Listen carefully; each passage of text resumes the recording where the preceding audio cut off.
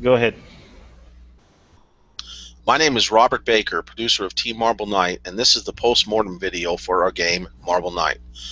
My design portion of the game was focused on the tutorial level and managing the project.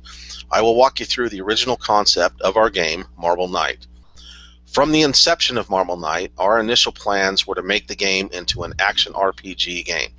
We wanted tons of puzzles, items to collect, and a deep, involved story. We also wanted to do an open, persistent world with key hidden areas. This would allow the player to venture into a variety of open areas and have one area as the main hub. In addition, we wanted to do a level up system to allow the player to gain different abilities as they go and level up the abilities they have at the beginning. Now I would turn it over to Shawn, our designer, who will walk you through his portion of the game design and his working level. My name is Shawn, Panhorst-Lead, designer of Marble Knight. At the start of our project, we wanted the game to have the basic setup of most RPG games. This meant we wanted the player to be able to select between 3 character classes at the beginning of the game. We wanted to have a warrior, mage, and rogue. Each class would then have its own powers and abilities to go with it. In this idea state of the project, this approach sounded fun and unique. As we started designing the world in our heads, we tried to focus on these 3 classes. Once we had an idea, we started thinking of features for the marble to have. We wanted the player to be able to break boulders as the knight, do a quick dash move as the rogue, and use the mage class to fly around on whirlwinds.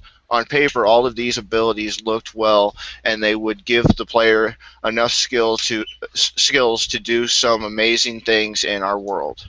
At first, taking a game based on marbles and adding these features seemed unique and a fun way to add the RPG style into the game.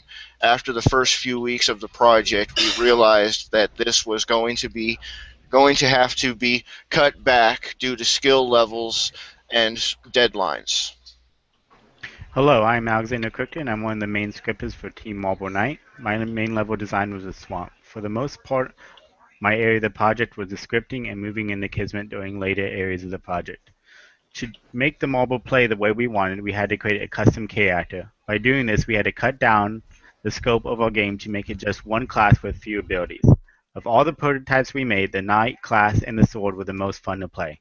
By using the custom actor, we were no longer able to load the levels in and out as we hoped we were going to be able to do.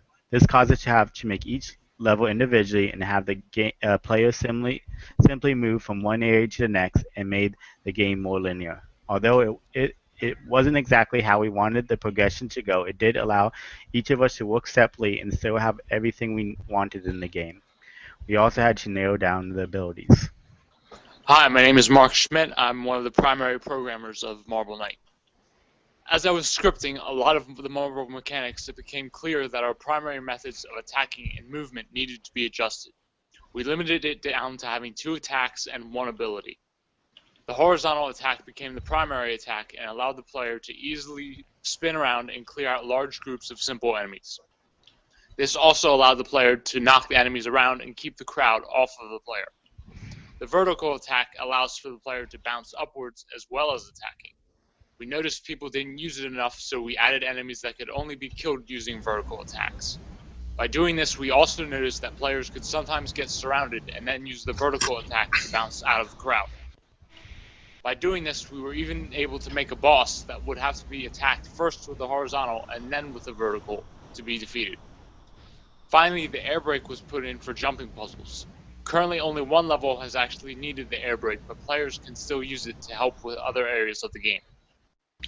While designing the game, we had to think about how marbles act in the world and its surrounding objects. One of our inspirations was the classic game Jacks, which has a player bouncing a ball and picking up jacks with one hand. Thus, we made our jacks as health pickups to keep up with the theme of the game. We also put in other game inspirations like Pachinko, where the player can fall down and pick a path in hopes of collecting pickups and trying to avoid dangerous barrels and explosives. The bumpers were used to bounce players around, giving the levels a little added difficulty and helping us guide the player where to go. We also decided to have areas where the player can fall off. We chose to do this because of the original game of marbles, where kids would try to knock marbles out of an area. We also used this as an inspiration for the enemies to knock the player around the areas. We used these inspirations to create the level setup of the farm, swamp, graveyard, cloud, and castle, which are common areas found in RPG games. Throughout the 4 months we worked on Marble Knight, our game has changed so much, but has really turned into something fun and interesting. Even though we were not able to have different classes with multiple abilities, we were able to have multiple levels and interesting gameplay. Even though we had to change it from an RPG to an action game, we feel the integral parts that we wanted are well polished and usable. We would like to thank everyone who has played our game and helped us make it the best it could be.